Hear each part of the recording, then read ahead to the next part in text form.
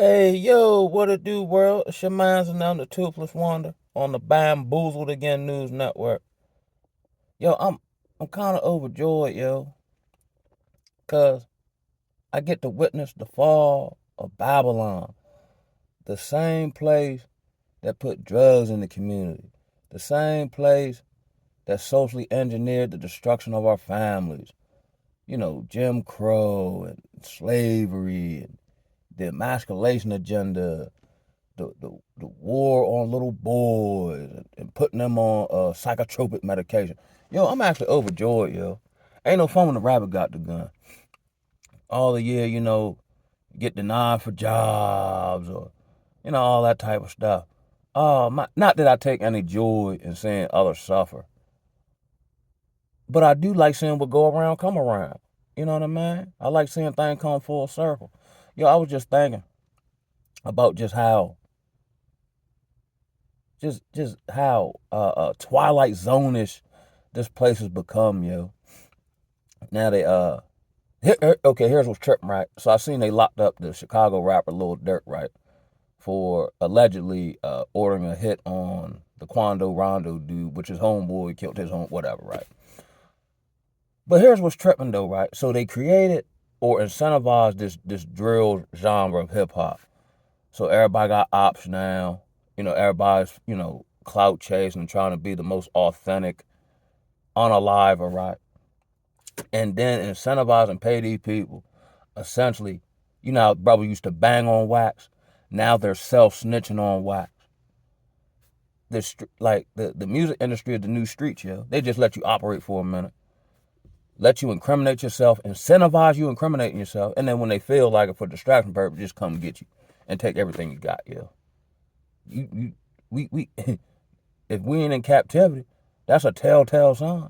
I'll let you do all the work, and then when I get ready, I'll just come take it from you. Appreciate you. And then just anoint the next one. You know what I mean? And do the same thing to him. But here's what's wild, though. They let Big Meech out, a notorious drug runner. You understand? But somehow, Larry Hoover's still locked up. You ever notice, like, they're letting out, like, the Menendez brother. I heard, like, celebrities are, I don't know if they're out or not, but I heard celebrities are campaigning to get them people out. And they viciously murdered their parents, right? You know what I'm saying? Or when Brittany Reiner went over Russia somewhere with the herbs and whatnot, got jammed up. You know what I mean? And then we brokered a trade to get her back here, but we released what they call the Merchant of Death, an international arms trafficker. They say fair exchange ain't no robbery, but god darn, that's a one-sided deal, don't you think? And then since Brittany Griner got back, we ain't heard nothing from her. Nothing. She ain't won no championship. I ain't seen her on no highlight reel. We we let go. We released a notorious arms trafficker for somebody who played basketball, yo.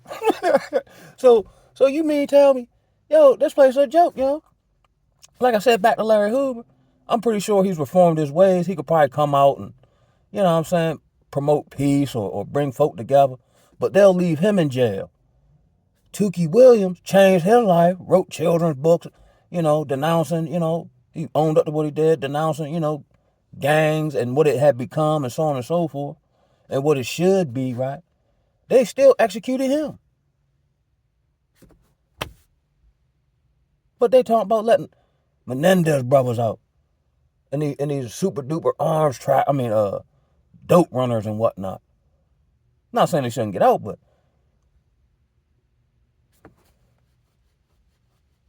yo, this is wild, Joe. That's insane, folk. You just can't. You just can't. It's almost like you can't win for losing. Like, don't nothing make no sense, yo. Like, if, for instance, I've been hard pressed to get some type of oversight agency or state agency to look into the gross negligence and misconduct at my former job, right? But maybe a few months back, I got a bombardment of mail from child support essentially trying to break bad on me behind $68, yo. I'm embellishing, but it wasn't even all that. So I was going down there, and I had proof that what they were saying wasn't true. And I had to go down there like every other day just to make sure, they did their job when I had documentation. They said we still got verified. That came from them. I just handled the business. You know what I mean? Whatever, yo. Everything flip-floppy, yo. You know what I'm saying? It's just, I mean, I keep saying that, but it's funny now. At this point, it's like entertainment. That's why I only watch TV, yo. I seen they came out with something, I think it's AI. Why would Puff Daddy, Mr. Take That, hop on a prison call and talk about Pizzagate? We all should know what that alludes to. Why would he do that?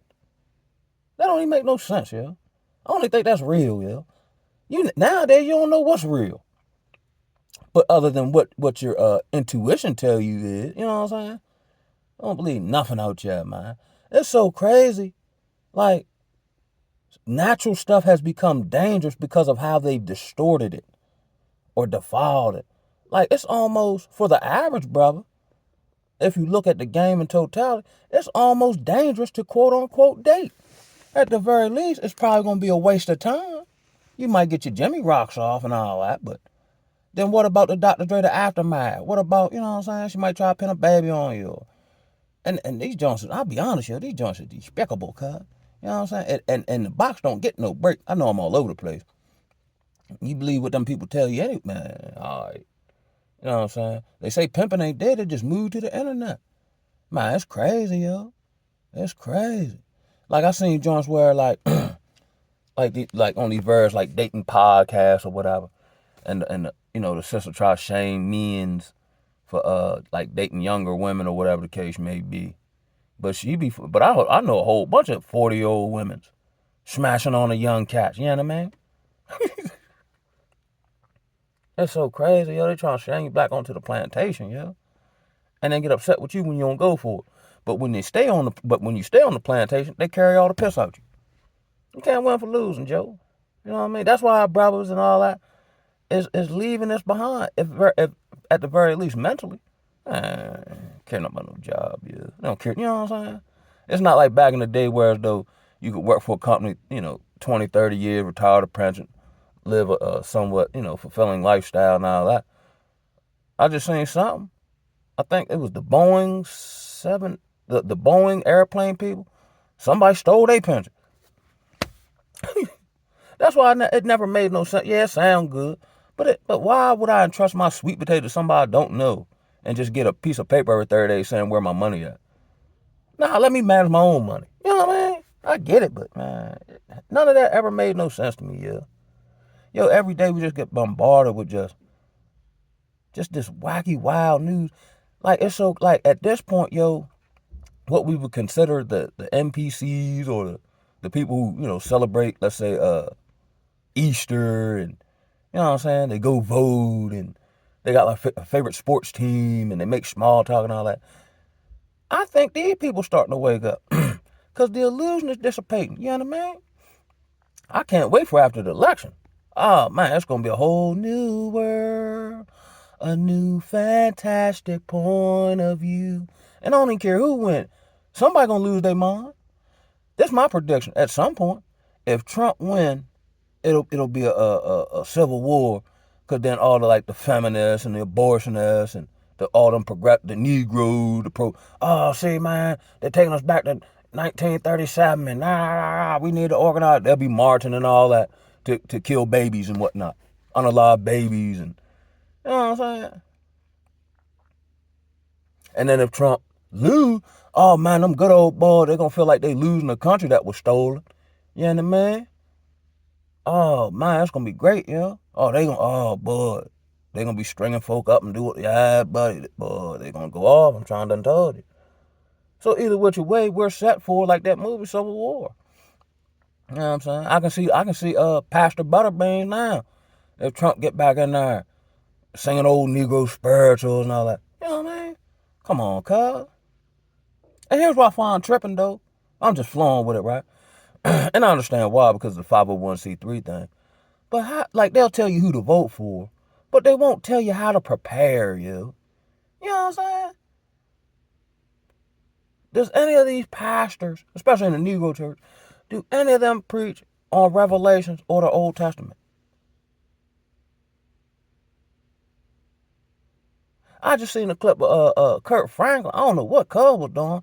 He was making all these flimsy, jerky moves and whatnot. He gone. You know what I mean? Where TD Jakes at? You know what I'm saying? He done went underground. You know what I mean? Every time you turn around, one of these mega church pastors begging for money. You know what I'm saying? And they still getting it somehow, some way. Like, and then all them little flimsy, ain't they, man? You know what I mean? They kind of, I don't even know what you call it, yo.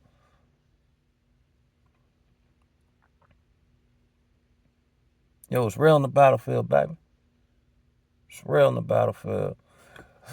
and Negroes duped again. I guess the 2/3 Negroes. Ain't no, I mean, they'll probably wake up, but it'll probably be too late, though. You know what I'm saying? Because where are they going to run to? They can only do what the TV tell them to do. I remember one time I went to move with the family member of mine, and we went to see that American Sniper joint, which was propaganda during, what was that, Afghanistan, when they say they got Bin Laden. But the information I got said the man had been unalive for years. And then Obama hopped on TV talking about we got him. But they never show a picture of him. He just hopped on TV and said, and we're like, yeah.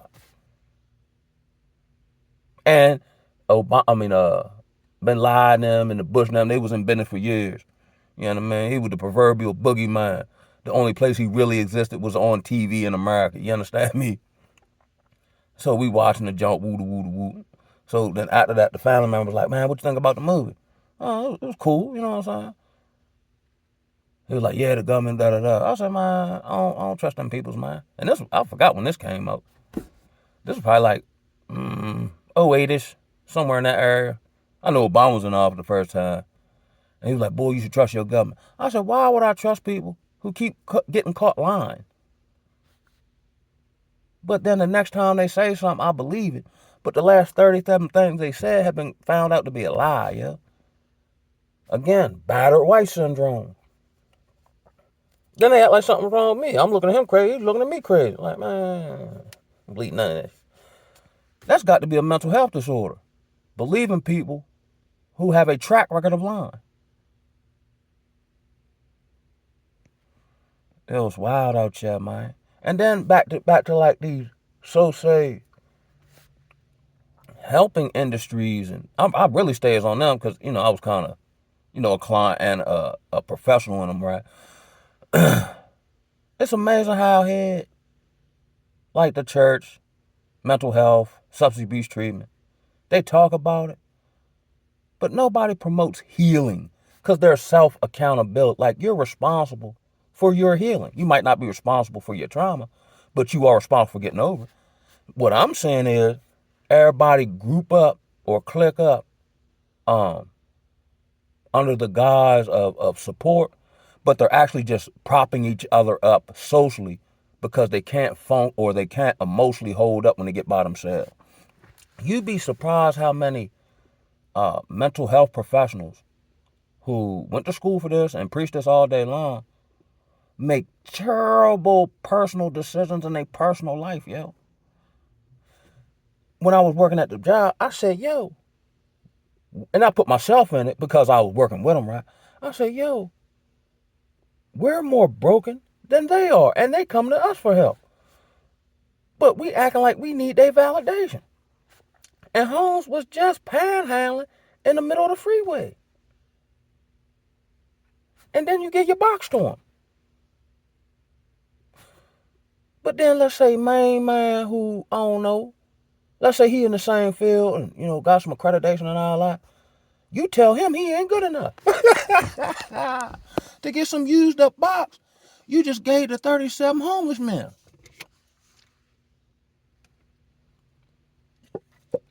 See, won't listen to nobody else. You shouldn't listen to people. You should actually listen to what you see them do. That'll tell you who they is, yeah.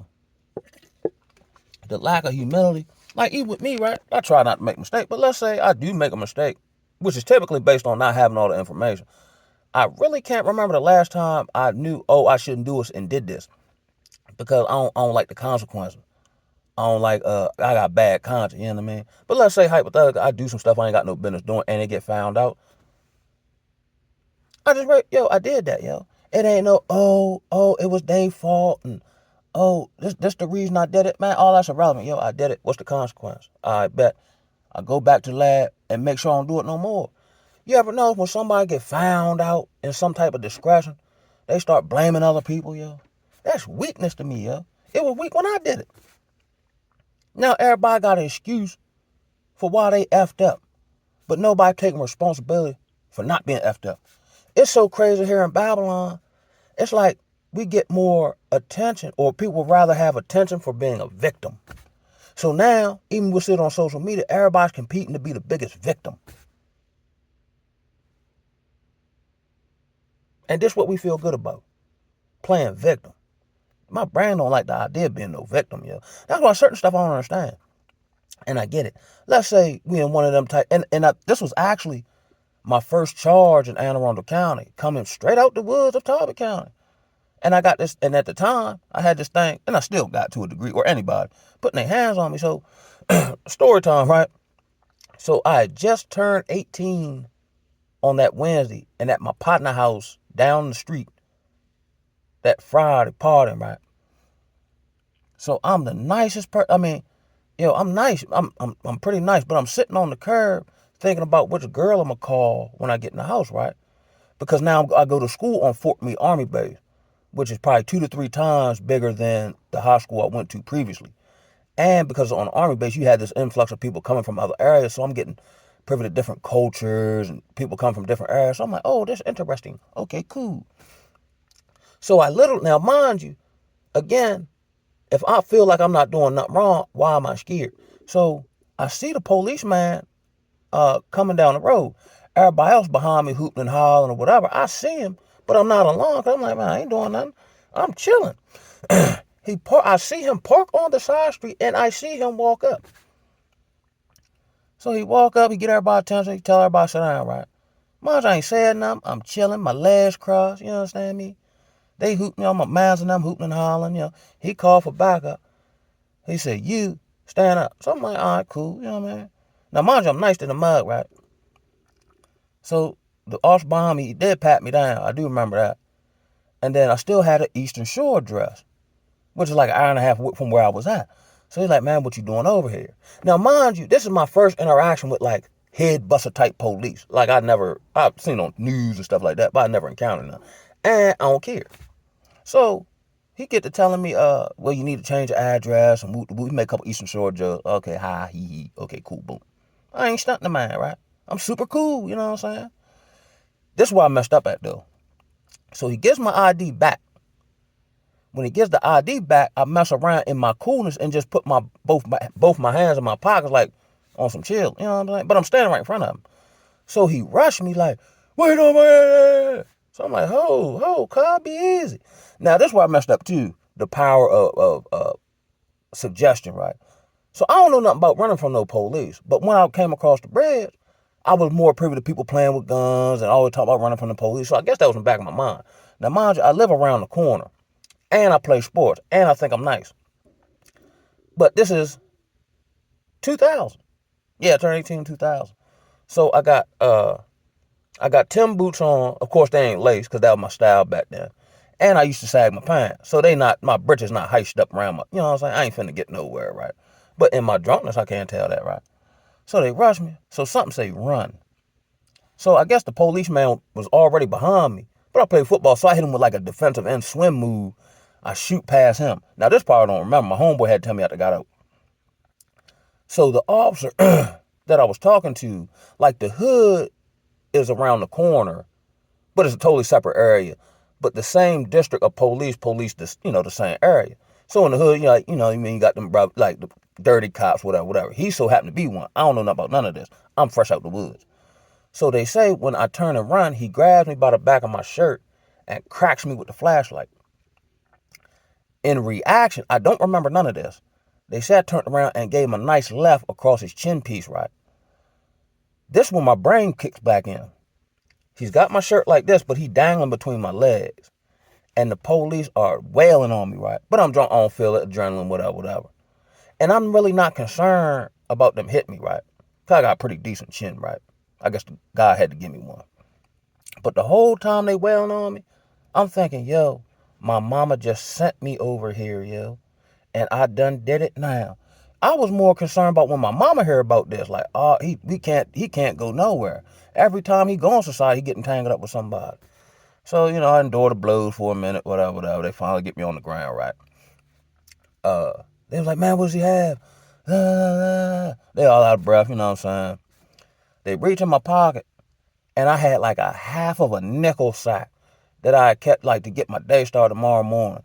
Man, they seen that little teeny piece of herb, yo. Man, they Rob Gronkowski that joint on the ground like they scored a touchdown, and then hit me with the A-Town stomp. This is my first experience. I didn't know that at the time, and I wouldn't even say I was naive. I just didn't care. Because I kind of, even still, I kind of like, it's like my own world, right? So the A-Town stopped, they put me in the car, you know what I'm saying? They wail on me some more, you know what I mean? Then all the police ride with us to the thingy thing. So I'm in the passenger seat, they in the back, dude driving. He turned and say, yo, if you say one word, nobody's gonna find you. You know what I mean? Get to the station, woo woo, get processed, take me down to Annapolis. Later on, my dad bails me out, right? So we have family meeting. That's what my cousin told. So, mind you, I'm kind of still got my own thinking, right? So oh, you got into it, oh, we just sent you over here. I said, yo, but I'm all right, though. Does that mean anything to anybody? Oh, they could have killed you. Yeah. But they didn't, though. So my cousin just looking at me perplexed. And I never forget, she shook her head. She said, because they call me CJ. My family called me CJ. She said, CJ, God love you. And I will come to discover that in the years after. But that's actually my first experience with gang stalking. Because I guess they heard I got out and I was still going to school. But they wouldn't let me play basketball even though it wasn't a part of like school hours on school property. So this is actually when I started using the code. Because now something has been obliterated that I dreamt of doing since I was little. And now I can't do it. So now what I do? Go work for somebody? Go to school for 4 years? You know what I'm saying? I'm like, so now, and I start running up more charges. But what used to happen was, like, I wake up and I go on back down my homeboy house. You know what I'm saying? The police used to sit in front of my crib. They used to follow me down, and I wasn't afraid of nothing. I didn't care. Like, I don't know if they were playing intimidation tactics. I don't know what they were doing. Like, I just used to look at them. Like, you know what I'm saying? But here's a story of God's grace and mercy, right? So, where the county I grew up in, Talbot County, is like Mr. Gilmore land. Like, this is an area where they'll give you 20 years, well, especially back then, they'll give you 20 years for $20 worth of crack, right? So I'm thinking I can only go back on my references.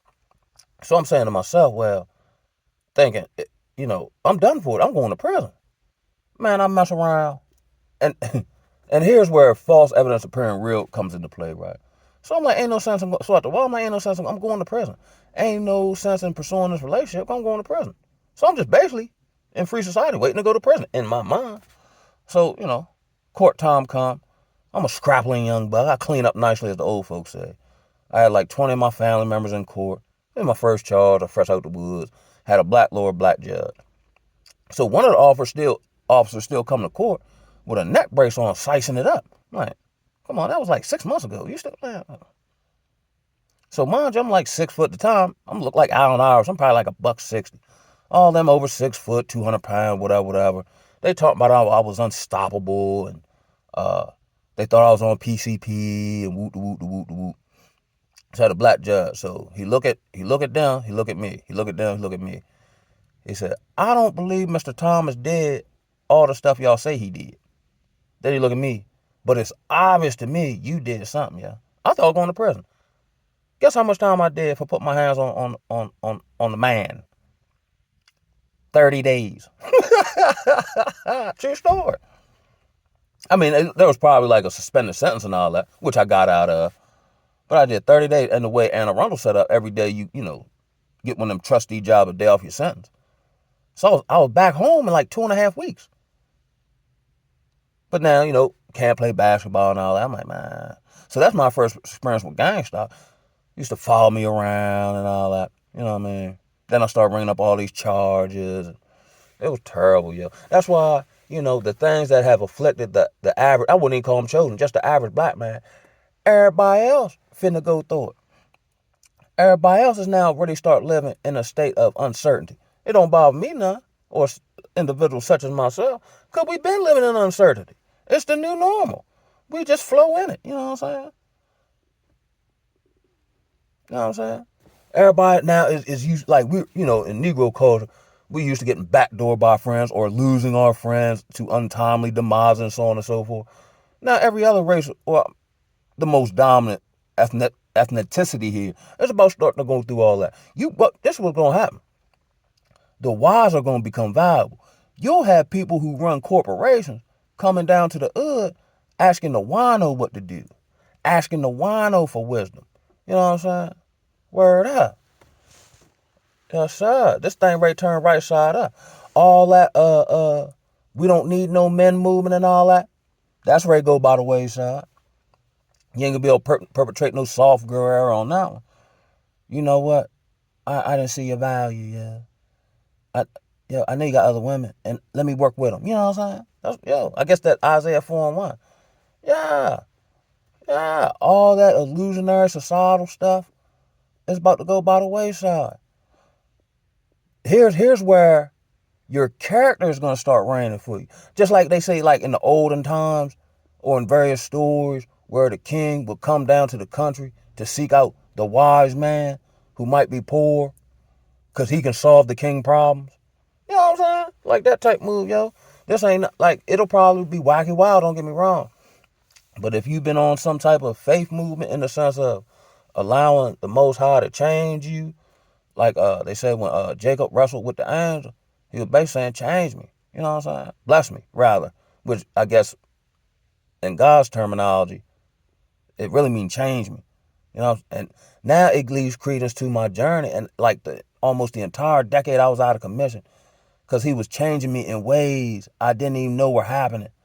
Now I see the purpose of it now. You know what I'm saying? The like, I don't need social groupings. It's nice to have. In quality, not quantity. I don't need validation by anything societal that's crumbling. I've been trained. I actually enjoy my own company. You know what I mean? I'm hard pressed to talk to people on the phone. You know what I mean? I'm on my own type of time. I have gained a level of freedom from vices and just illusionary or identities of, who I used to be. Like that was something to be proud of. You know what I'm saying? Like it'd be tripping me out how I go on these various podcasts and see brothers who 50, 60 years old esteeming gang culture. But like Charleston White said, you go meet, they still at the park drinking 40s, yo. Here's another thing. I was like, yo, I'm just talking, yo. Like with these Hebrew Israelite groups. And they have, okay, yeah, I get it. But here's what I always wonder, yo. Where are y'all job training programs at, yo? Where's the Hebrew Israelite welding class on Tuesdays in the hood, yo? You know what I mean? Where's the institutions, yo? Where's the Hebrew Israelite Bank of the People? You know what I'm saying? And y'all talk all this rah, rah, rah. But I still gotta go work for the man, though. You know what I'm saying? And then, Lord forbid, I work for you. You gonna try to beat me out my money and hold me underneath of you. On a Laban type tip, I got served under you for 7 years. You know what I mean? I don't know. I'm just on here talking with a quick one, dude, yo. But, man, happy Friday, y'all, man. I'm gonna get on up off this jump. Cover your 6-0 chat. Whoa!